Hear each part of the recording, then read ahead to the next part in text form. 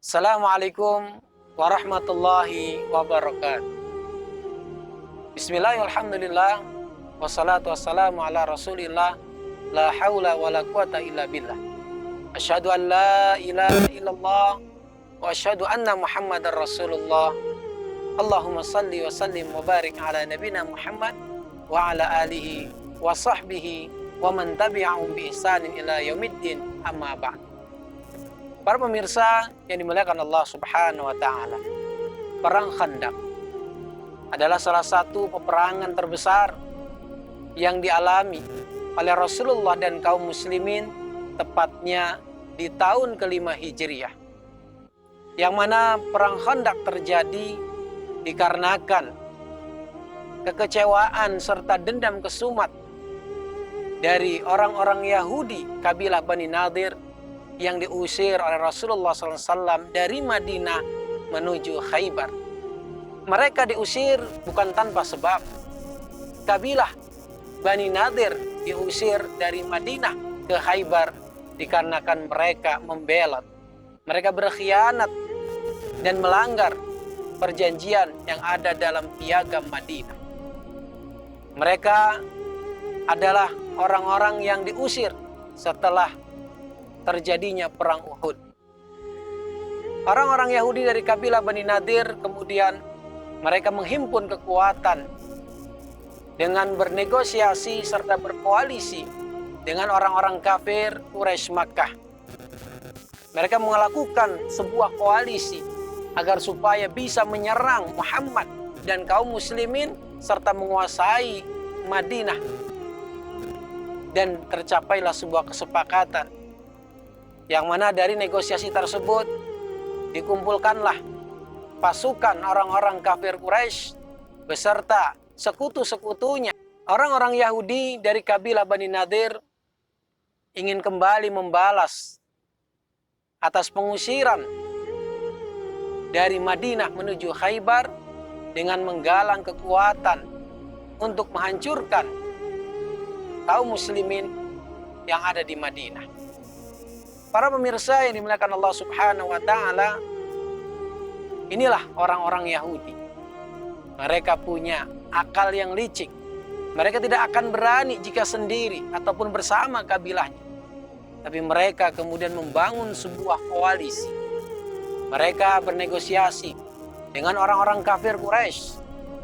Demikian juga mereka kemudian mengajak kabilah-kabilah dari suku lain di antaranya, yaitu kabilah Bani Ghatafan, kabilah Bani Asya, demikian juga kabilah dari Bani Murrah. Setidaknya kurang lebih ada 5 golongan, 5 kabilah. Mereka bersatu padu berkoalisi untuk menghancurkan kota Madinah. Terhitung dalam sejarah, dijelaskan dalam sebuah kitab sirah karya Syekh Safiur Rahman Mubarakfuri, bahwasanya pasukan koalisi tersebut berjumlah 10.000 pasukan yang hendak menyerang kota Madinah. Oleh karena itu perang Khandaq disebut juga dengan perang Ahzab, yaitu perang koalisi dari berbagai macam golongan ataupun suku kabilah. Para pemirsa yang dimuliakan Allah Subhanahu wa Ta'ala, singkat cerita, kemudian Rasulullah mendapatkan informasi dari seorang intelijennya bahwasanya orang-orang kafir suku Quraisy berkoalisi dengan orang-orang Yahudi dari kaum Bani Nadir serta kabilah-kabilah yang lainnya. Dengan berjumlah 10.000 mereka akan menginvasi kota Madinah. Mereka akan menyerang Madinah.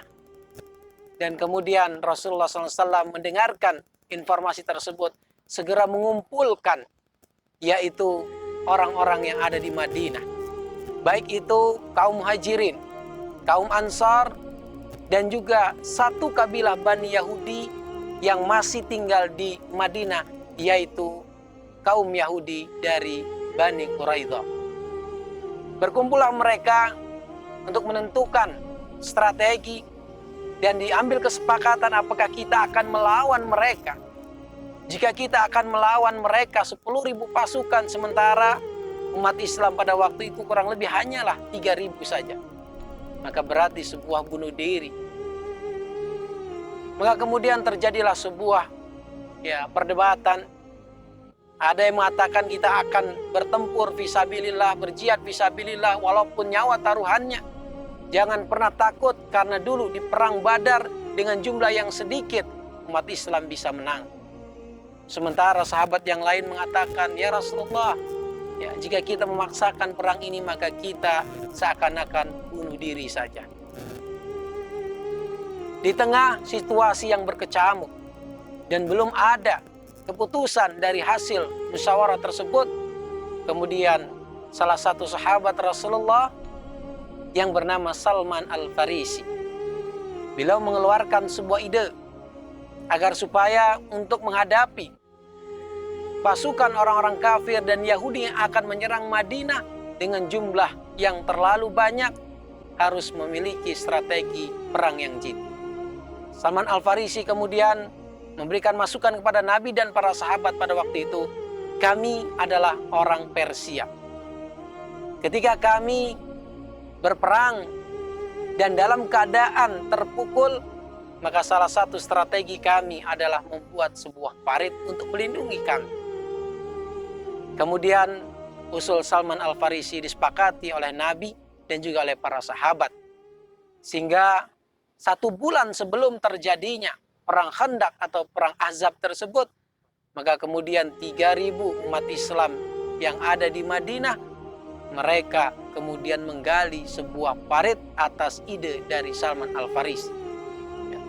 Parit yang lebarnya kurang lebih 4,5 meter. Kenapa Salman Al-Farisi memilih lebar paritnya 4,5 meter? Agar supaya seekor kuda ketika melompat, maka tidak sanggup dia melompati jarak tersebut. Demikian dalam parit itu 3,5 meter. Jadi ketika kuda tersebut sudah masuk ke dalam parit, maka dia tidak akan bisa kembali naik ke atas. Sementara panjang parit tersebut adalah mengelilingi kota Madinah. Dan kota Madinah dikelilingi oleh perbukitan. Namun di antara selah bukit tersebut ada sekitar daratan yang luas kurang lebih 5.000 meter digalilah sebagai parit, atau dalam bahasa Arab disebut dengan khandaq.